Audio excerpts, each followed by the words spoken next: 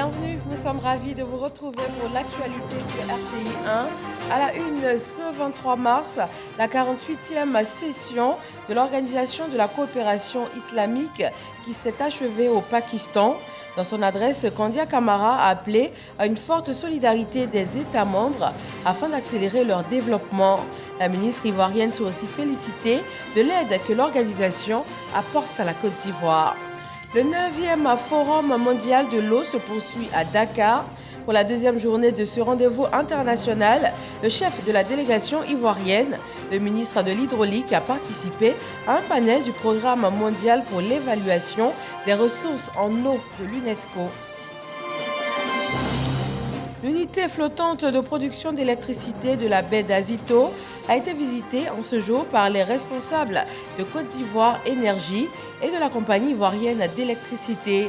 Son installation est issue de la volonté de l'État ivoirien de renforcer le réseau électrique national avec environ 200 MW d'électricité additive. Et puis le président sénégalais Macky Sall, président en exercice de l'Union africaine, demande aux pays riches d'accélérer la réallocation aux pays africains des droits de tirage spéciaux promis l'an dernier car la guerre en Ukraine provoque à la fois un choc inflationniste et une raréfaction des denrées. Bonsoir à tous. Le président du Sénat, Jano Ahoussou Kouadio, a reçu en audience au siège de l'institution, à Yamoussoukro, la sénatrice française Hélène Conway-Mouret, représentant les Français établis hors de France.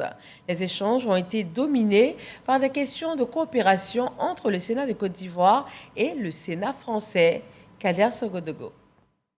Hélène Conway-Mouret, sénatrice française, représentant les Français établis hors de France, est accueillie au siège du Sénat de Côte d'Ivoire par le président de l'institution, Jano Ahoussou Kouadio.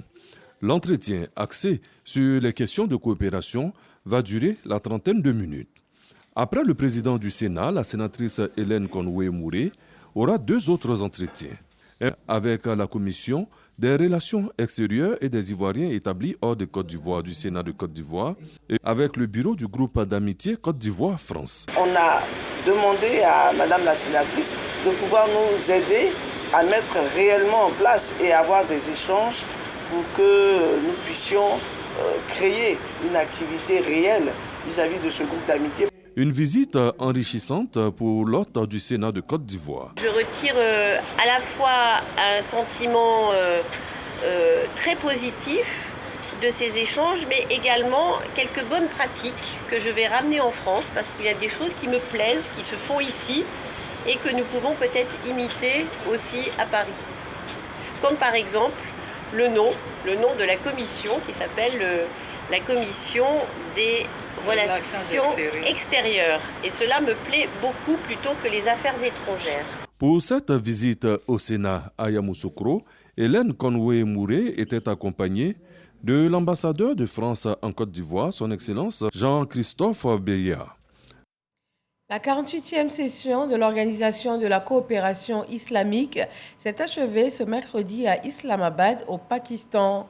Les ministres des Affaires étrangères des 57 pays de l'OCI, dont la Côte d'Ivoire, étaient en conclave afin de dégager leurs priorités en termes notamment de coopération. Retrouvons notre envoyé spécial à Islamabad, Michel Digré. Établir un partenariat pour l'unité, la justice et le développement de leurs nations respectives, ce sont entre autres les enjeux des assises du Conseil des ministres des Affaires étrangères de l'Organisation de coopération islamique. Ce thème traduit nos vœux, car il ne peut y avoir de partenariat sans la communion des esprits. Il ne peut y avoir de partenariat sans équité. Et le respect de ces deux valeurs conduisent au développement. C'est pour vous dire l'intérêt que revêt pour nous le thème de la présente session. La ministre des Affaires étrangères, Kandia Camara, a salué l'esprit d'entraide au sein de l'organisation dont la Côte d'Ivoire a bénéficié depuis son adhésion à l'OCI.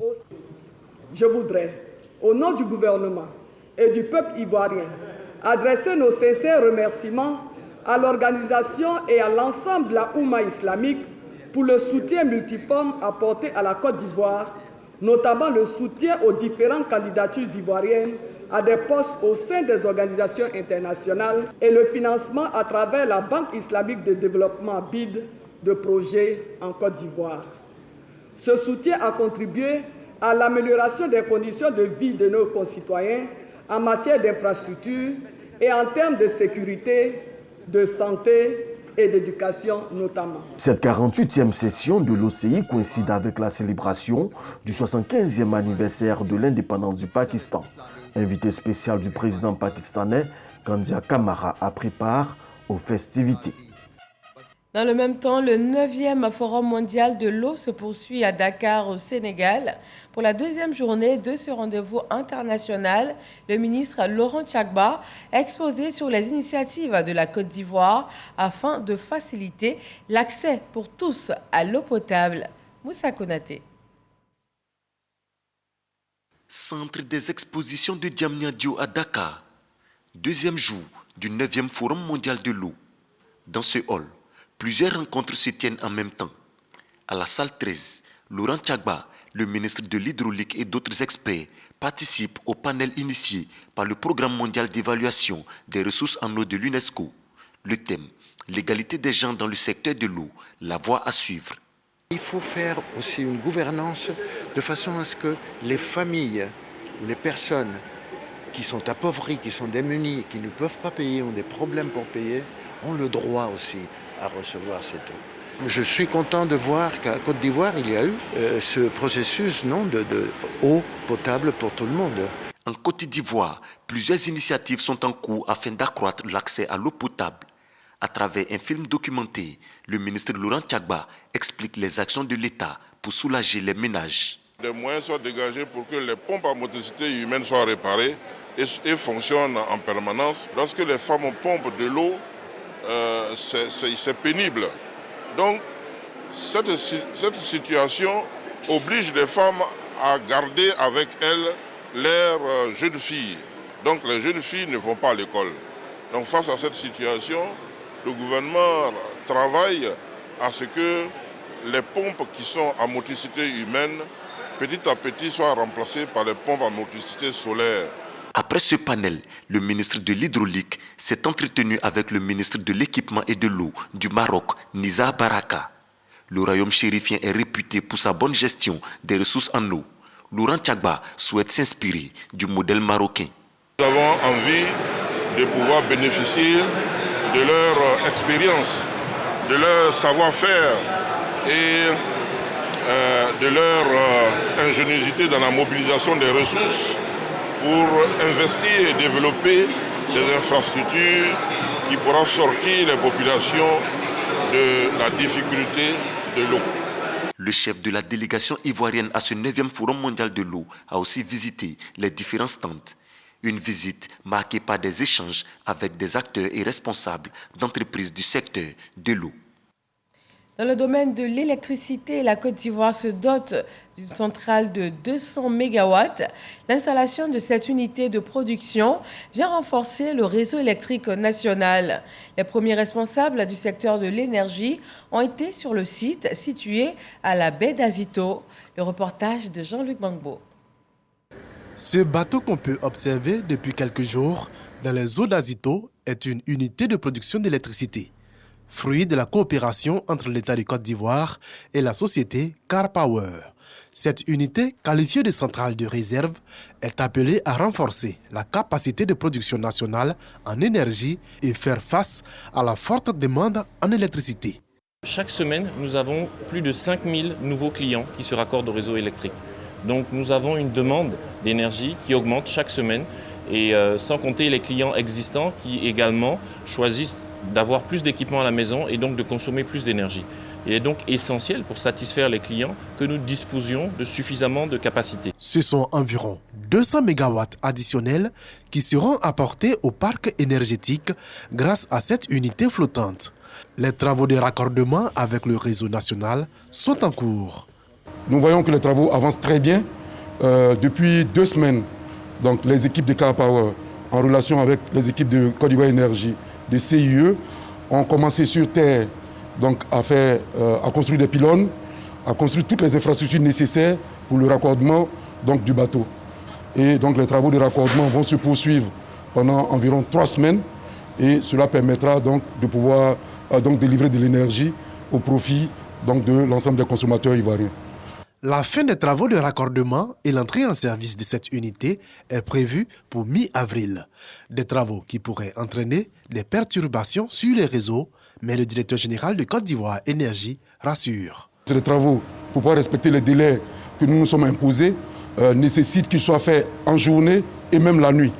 Et donc nos équipes travaillent à faire en sorte que l'impact soit le moindre possible sur les consommateurs. C'est ce travail qui est en cours. Comme centrale de réserve, cette unité permettra à la Côte d'Ivoire de faire face aux aléas qui pourraient survenir dans l'exploitation du réseau. Sa mise en service, combinée à la fin des travaux d'extension de la centrale d'Azito, permettront d'accroître la puissance installée sur le réseau national de 380 nouveaux mégawatts. Un autre secteur où les lignes bougent aussi, celui des mines. Un symposium du groupement des professionnels des miniers planche sur les opportunités et aussi les défis de l'activité minière dans notre pays. Lancez Bakayoko. 1 000 milliards de chiffres d'affaires réalisés en 2020 par les sociétés d'exploitation minière, 41 tonnes d'or extraites en 2021 pour 140 milliards de recettes fiscales engrangées par l'État. Des performances encourageantes, mais en deçà du potentiel minier de la Côte d'Ivoire. Pour la Côte d'Ivoire, le premier défi serait éventuellement la qualité du dialogue qu'on doit avoir entre le secteur privé, minier en l'occurrence, et le gouvernement de Côte d'Ivoire. Je note que ce dialogue-là existe. Je note qu'il y a une forte volonté de la part du gouvernement de le continuer et de le rendre qualitatif. Grâce aux réformes engagées par le gouvernement, les acteurs s'attendent à des niveaux de production robustes en 2023, notamment en ce qui concerne l'or. À l'horizon 2030, les prévisions placent l'Afrique de l'Ouest au premier rang des producteurs d'or, avec le Burkina Faso et la Côte d'Ivoire en tête du peloton. Des investissements à faire, mais également des formations à adapter. C'est pouvoir trouver ces compétences-là, ces ressources qualifiées, expérimentées, pour accompagner les sociétés minières dans leur croissance. Donc nous investissons massivement dans tout ce qui est éducation, dans tout ce qui est santé, dans tout ce qui est infrastructure, notamment avec le nouveau code minier. Le gouvernement qui envisage de faire du secteur minier le deuxième pilier de la croissance après l'agriculture devrait accompagner les opérateurs économiques, en priorité le cadre législatif et réglementaire, ainsi que la stabilisation du cadre fiscal et douanier. La politique de développement du secteur minier orientée vers l'intensification de la recherche et l'industrialisation de la production minière porte notamment sur la mise en place d'une infrastructure géoscientifique de base, l'amélioration de procédures d'octroi de titres miniers en vue de les rendre plus transparentes et plus simples. Aujourd'hui, les mines, c'est 3% du produit intérieur brut. Près d'une soixantaine de sociétés d'exploitation sont dans l'activité. Voyons maintenant le point de la maladie à coronavirus en Côte d'Ivoire.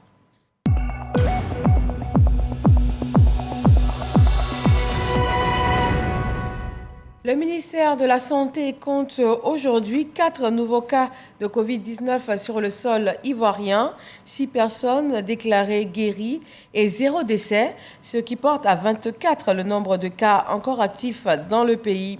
Un total de 10 619 864 doses de vaccins anti-Covid ont été administrées du 1er mars 2021 au 22 mars 2022.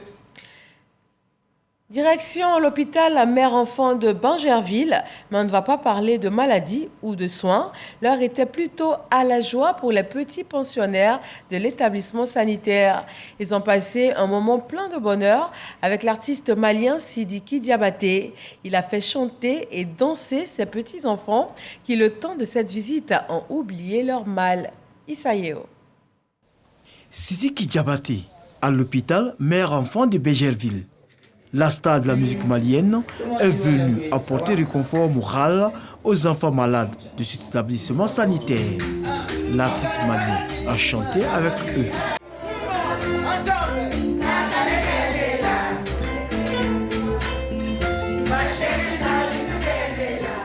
La première dame, elle est à saluer. Pas parce qu'elle est une première dame, pas parce qu'elle est la femme du président Alassane Ouattara. Non, elle est à saluer. Cet hôpital apporte du bonheur. Que Dieu fasse que ce projet continue partout en Afrique. Que son association puisse faire ce projet au Mali, en Guinée, au Sénégal, au Burkina Faso, dans les autres pays. Les gens en ont besoin. Un geste fortement apprécié par les responsables de l'hôpital. On a fait un circuit. On a visité les enfants qui sont en oncologie pédiatrique. C'est des enfants qui sont atteints du cancer. Voilà. Sidiki les a vus. Ils ont été émerveillés. Le boom qu'ils ont reçu aujourd'hui, ça nous accompagne dans notre traitement. Et ensuite, vous avez vu la salle d'éveil. Personne ne voulait quitter la salle d'éveil parce que Sidiki, il est bon.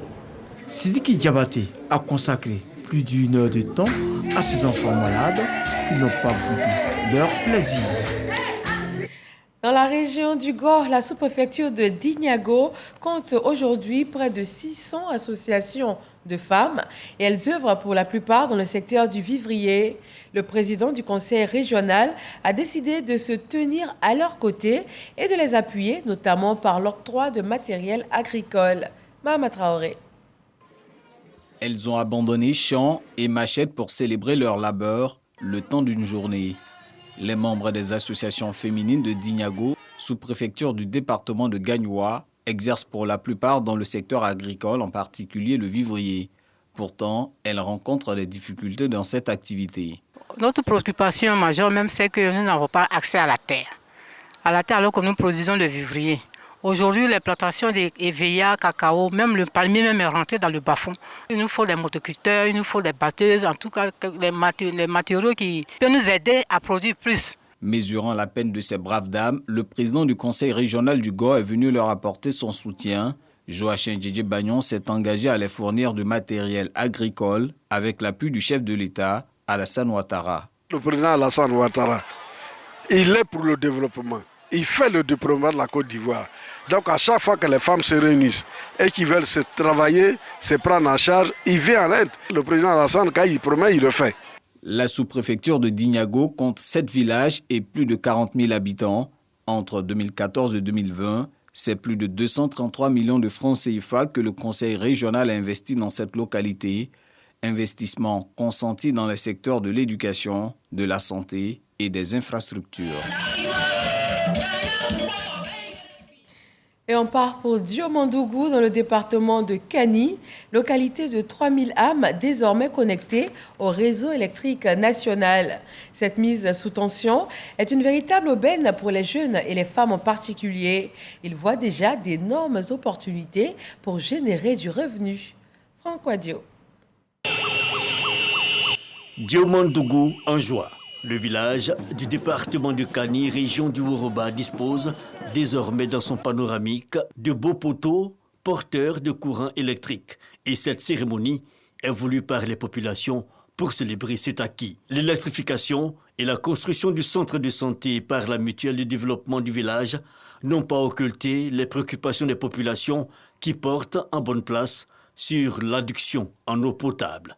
Le président de la cérémonie, le ministre Bouaké Fofana, représenté par Ouattara Brahima, a relevé la pertinence d'un tel outil de développement. Le parrain Ouattara Lassina d'Ilas-PR a pour sa part demandé à la jeunesse de soutenir les actions des autorités gouvernementales qui œuvrent en leur faveur. Je dis à la jeunesse que le président a un programme pour les jeunes. Parce qu'il ne faut pas se faire blaguer par les gens. Avec une enveloppe de 100 000, avec une moto, ça ne passe pas. Le gouvernement a aidé les jeunes pour avoir des financements, pour se faire des projets. Mais aller suivre les djihadistes, ce n'est pas une bonne idée. Donc on dit à la jeunesse de faire confiance toujours au président de la République. Diomandougou, village de la sous-préfecture de Morondo, compte 3000 âmes.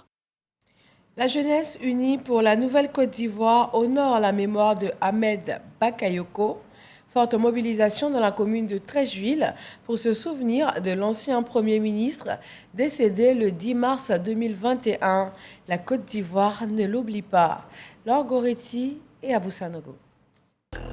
La jeunesse unie pour la Nouvelle-Côte d'Ivoire se souvient de l'ex-Premier ministre, Feu Ahmed Bakayoko, arraché à l'affection de tous le 10 mars 2021. Et ils se sont mobilisés tous les membres de la JNC, vêtus de t-shirt blanc, au parc des sports de Treichville, pour rendre un vibrant hommage à celui qui fut pour eux un modèle et un grand commis de l'État. On l'appelait l'étoile filante, l'étoile d'État. On l'appelait Ambak. On l'appelait aussi Bakoucha, parce que c'était un grand danseur. C'était un grand homme tout simplement. Vous aujourd'hui de la JNCI, vous nous avez démontré qu'Ahmed Bakayoko, vous le portiez dans votre cœur. Merci et merci. Mais je suis sûr que vous l'avez fait parce que vous partagez les valeurs d'Ahmed Bakayoko. Ahmed Bakayoko, homme connu pour son travail, sa générosité et son sens de la solidarité. La JNC entend avec les cadres du RHDP, le Rassemblement des oufouettistes pour la démocratie et la paix, pérenniser la mémoire d'Ahmed Bakayoko et d'enseigner ses valeurs aux jeunes. Je me rappelle que même les vieilles personnes bénéficiaient de sa légendaire générosité. Voyez-vous, Ahmed Bakayoko, c'était la générosité, la solidarité, la philotombrie, surtout le respect des aînés et le don de soi pour le président Alassane Ouattara. L'une des forces d'Ahmed Bakayoko, lorsqu'on était assis et qu'il n'y avait plus de solution, le fils de Bakayoko, l'enfant de Séguéla, l'enfant du Ouorodougou, n'a jamais eu peur. Il n'a jamais eu peur. Ahmed n'a jamais eu peur. Vous pouvez l'aimer ou ne pas l'aimer, il a été un grand ministre de l'Intérieur. Cette célébration a été l'occasion pour l'ex-président de la JNC, Kader Cissé, devenu secrétaire national en charge des Jeux du RHDP, de présenter le nouveau président, Haruna Zouan. On s'intéresse à l'actualité en religion. Depuis le 2 mars, la communauté catholique observe le carême. En ces moments de pénitence et de prière, les chrétiens ont reçu l'appui du gouvernement ivoirien. Grâce Kando. Période de carême rime avec partage et solidarité. 4 ministres du gouvernement avec pour chef de délégation Anou Loto dans les locaux de Caritas Côte d'Ivoire, les bras chargés. Ces émissaires du gouvernement apportent leur soutien à la communauté catholique à travers des dons en vivres et non-vivres. Sont concernés pour la première série Caritas Côte d'Ivoire et les 8 séminaires du Grand Abidjan. Je tenais de prime abord à traduire mon infinie gratitude à monsieur le Premier ministre Patrick Achi, sans oublier aussi le chef de l'État et aussi aux ministres. La foi doit se matérialiser à travers des gestes concrets. C'est vraiment une grande joie pour moi de savoir qu'au sein du gouvernement, des fidèles chrétiens de tous bords vivent cette foi-là et de façon concrète. Et donc, ces gestes à l'endroit de nos différentes institutions, c'est aussi une bouffée d'oxygène. Après Caritas Côte d'Ivoire et les séminaires du Grand Abidjan, les autres communautés et séminaires des autres diocèses du Côte d'Ivoire recevront également leur dotation. Le tout d'une valeur de plus de 85 millions de francs CFA. Monsieur le Premier ministre, au nom du président de la République et de son épouse, nous a instruit à l'effet de venir soutenir nos frères et sœurs qui vivent ce temps de carême chrétien. Par le partage, nous sommes convaincus de pouvoir donner un peu de bonheur à des familles, leur redonner le sourire et leur donner le sentiment que notre pays est une famille, est une grande famille avec ici-bas un père de famille qui est le président de la République, mais qui n'oublie pas que tout revient à Dieu. Et nous voulons, à travers cet acte-là, confier notre pays à Dieu, au Seigneur, pour que sa main demeure sur la Côte d'Ivoire et que la Côte d'Ivoire demeure un pays en paix. Un pays de vivre ensemble où des frères et sœurs, quelles que soient nos confessions religieuses, nous tenons par la main pour vivre ensemble. Un geste de solidarité qui vivifie la foi. Selon la ministre Anne Ouloto, il s'étendra aux autres confessions religieuses telles que les communautés méthodistes, aristes et évangéliques. Prière spéciale au temple de la mission glorieuse du Christ en action. Des prières pour la paix en Côte d'Ivoire et pour le gouvernement ont été dites à cette rencontre de la communauté évangélique. Patricia Omouetia. Plus de 500 croyants évangéliques se sont réunis pour prier pour la Côte d'Ivoire et pour l'unité des chrétiens au cours de cette dédicace du temple de la mission glorieuse du Christ en action. Je veux saluer son Excellence le Président de la République, Alassane Ouattara, pour l'excellent travail qu'il fait sur le plan national. Naturellement, c'est parce qu'il y a la paix en Côte d'Ivoire, c'est parce que nous sommes dans un climat de paix qu'aujourd'hui on peut parler de célébration. Louanges et adoration ont conduit cette célébration marquée par la présence du représentant du chef de l'État du Collège de l'évêché évangélique de Côte d'Ivoire, présidé par l'archevêque Kodiagui Vincent, et le général de corps d'armée Joseph Mathias Lebailly. Le représentant du président de la République a été décoré pour son soutien et sa disponibilité à l'endroit du corps du Christ. Un don symbolique de 2 millions de francs CFA a été remis au président de la République pour traduire toute la reconnaissance de la communauté évangélique et l'encourager pour son engagement et ses actions de développement pour l'Église.